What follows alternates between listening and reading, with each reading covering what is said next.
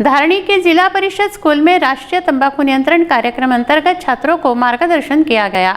छात्र देश की युवा पीढ़ी है। युवा पीढ़ी व्यसनाधीन होने से देश का नुकसान हो रहा है। छात्रों को सजग करने के लिए यह कार्यक्रम लिया गया। धारनी तहसील की जिला परिषद शाला में राष्ट्रीय तंबाकू नियंत्रण कार्यक्रम आयोजित किया गया। इस कार्यक्रम के तहत छात्र छात्रों को व्यसन संबंधी जानकारी दी गई। यह कार्यक्रम में मार्गदर्शन जिला समुपदेशक जिला सामान्य रुग्णालय अमरावती के उद्धव जुकरे इन्होंने किया। कार्यक्रम में व्यसन से होने वाले नुकसान की विस्तार से छात्रों को जानकारी दी गई। प्रत्येक एरियामध्ये जाऊन आम्ही त्या विद्यार्थ्यांना त्याचे मार्गदर्शन करत असतो। यामध्ये पवन दारोकर आहे, त्याच्यानंतर मी आहे आणि आमच्या जिल्हा शालेय चिकित्सक सरांच्या मार्फत आम्ही हा कार्यक्रम करत आहोत।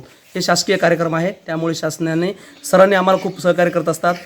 सगळेच कॉलेजमधले शाळेमधले प्राचार्य मुख्याध्यापक सर तर आहेच, पण त्याचबरोबर वेगवेगळे डोळ्याचे आजार आहे, पोटाचा अल्सर आहे, इतर बिमाऱ्या आहेत, पॅरालिसिस आहे, ह्या वेगवेगळ्या बिमाऱ्या जे होत असतात तर त्याच्याविषयी आम्हाला लेकरांना सांगणं आहे आणि या नवीन पिढीला या व्यसनापासून दूर कसं राहता येईल म्हणून या माध्यमातून आम्हाला ते राबवत आहोत।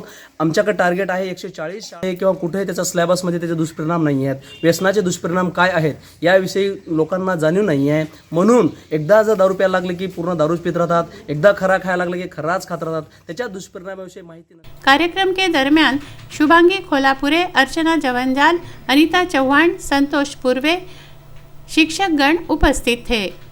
तस्मीन शेख, जुगल किशोर जायसवाल, शकील अहमद, विदर्भ न्यूज़, धारनी।